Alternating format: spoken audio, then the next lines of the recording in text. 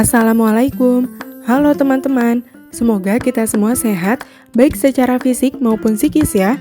Pada kesempatan kali ini, kami dari kelompok 1 kelas kognisi sosial hari Senin jam 8 akan membahas mengenai fenomena yang terjadi pada Pesta Demokrasi tahun 2019 silam, yaitu pemilihan umum presiden dan wakil presiden. Tak dapat dipungkiri, fenomena tersebut menyebabkan perpecahan di antara masyarakat, saling serang antar dua kubu, tersebarnya informasi-informasi hoax, fitnah, dan bentuk kampanye hitam lainnya. Mengapa hal tersebut dapat terjadi? Apa itu kampanye hitam? Dan bagaimana fenomena tersebut dibahas dalam sudut pandang psikologi sosial?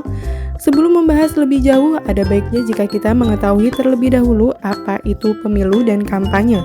Pemilihan umum atau pemilu adalah proses memilih seseorang untuk mengisi jabatan-jabatan politik tertentu seperti presiden dan wakil rakyat di berbagai tingkat pemerintahan.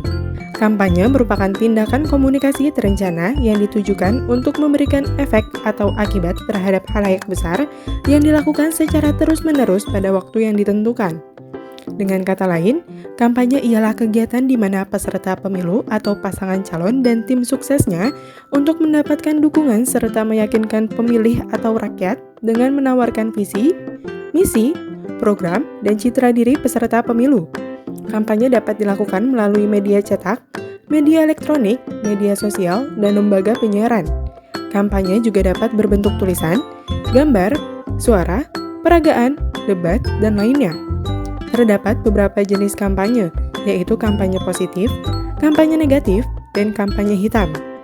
Kampanye positif berarti pengenalan peserta pemilu dengan menyampaikan informasi yang baik tanpa menyinggung atau menghina suatu suku, agama, ras, dan antar golongan.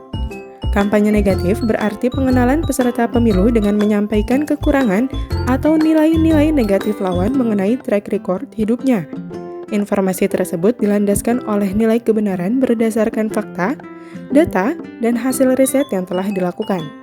Sedangkan kampanye hitam atau black campaign adalah sebuah upaya untuk merusak reputasi dan menjatuhkan lawan dengan melakukan sindiran, tuduhan, fitnah, hoax, dan rumor yang tidak didasari oleh data dan fakta. Kampanye negatif dan kampanye hitam memang bertujuan untuk menyerang lawan.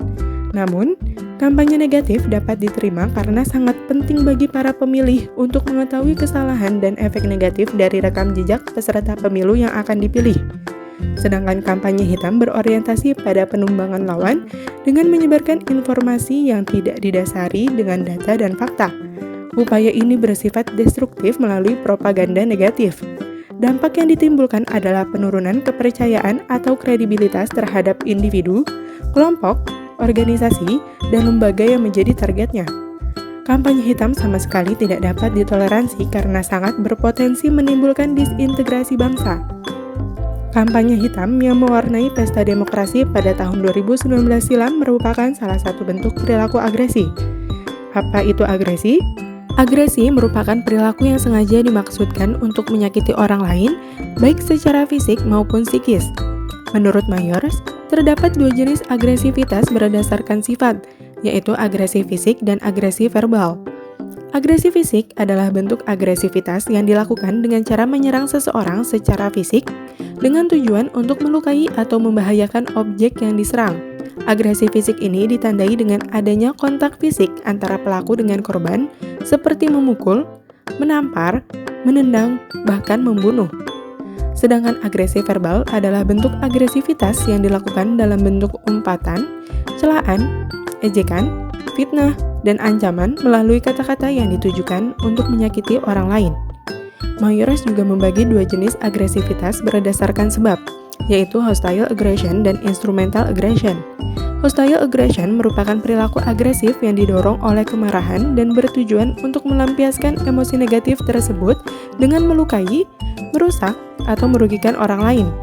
Agresi ini cenderung bersifat reaktif sebagai jawaban atas tantangan, rasa nyeri, ancaman, atau kekecewaan.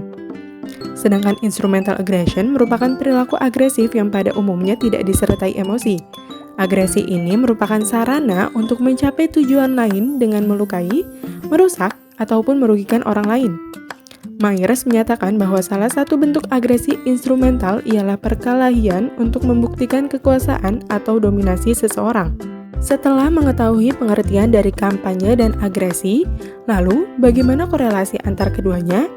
Kampanye hitam merupakan salah satu bentuk agresi verbal yang dalam pelaksanaannya menggunakan agresi instrumental, yaitu untuk mencapai tujuan tertentu.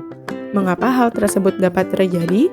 Menurut perspektif sosiobiologi, perilaku agresi berkembang karena adanya kompetisi sosial, yaitu kompetisi terhadap sumber daya. Dalam hal ini, satu macam sumber daya yang dipandang terbatas, yaitu kekuasaan, diperebutkan oleh dua belah pihak. Selain karena perebutan sumber daya, agresi pada kampanye hitam juga dapat disebabkan oleh faktor frustasi. Frustration aggression theory mengemukakan bahwa ketika terdapat halangan bagi seseorang untuk mencapai tujuannya, maka ia akan berperilaku agresif. Semakin dekat seseorang dengan tujuannya, maka akan semakin meningkat pula perilaku agresifnya yang meliputi perasaan kecewa. Perasaan tersebut secara otomatis akan menjadi pendorong atau penyebab seseorang melakukan agresi verbal dengan berbicara kasar, menghina, bertengkar, dan mengejek orang lain. Terdapat beberapa jenis perilaku agresi verbal. Yang pertama, agresi verbal aktif langsung, yaitu tindakan agresi verbal yang dilakukan langsung oleh pelaku, seperti menghina, memaki, dan mengumpat. Yang kedua, agresi verbal pasif langsung, yaitu tindakan agresi verbal yang dilakukan oleh pelaku yang berhadapan dengan korban, namun tidak terjadi kontak verbal secara langsung seperti menolak berbicara dan bungkam.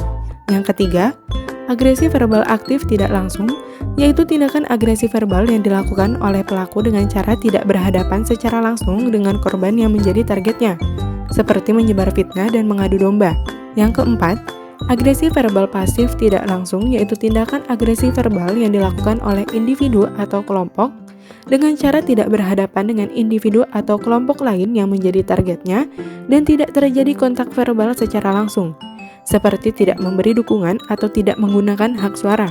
Sebagian besar kampanye hitam merupakan bentuk perilaku agresi verbal secara aktif dan tidak langsung, seperti menyebar hoaks, fitnah, dan mengadu domba. Yang dapat kita lakukan untuk mencegah terjadinya perpecahan di masyarakat akibat kampanye hitam ini ialah dengan bersikap skeptis, kritis, dan bijak dalam menerima informasi dari media dan kemudian memverifikasinya. Selain itu, kita juga dapat mempertimbangkan kebenaran dari setiap argumen peserta pemilu. Dan yang terakhir, jangan sebarkan kembali hoaks yang kita terima demi mencegah luasnya penyebaran informasi yang kita terima tersebut. Demikian penjelasan dari kelompok kami. Kurang lebihnya mohon maaf. Terima kasih, semoga dapat bermanfaat untuk kita semua. Wassalamualaikum warahmatullahi wabarakatuh.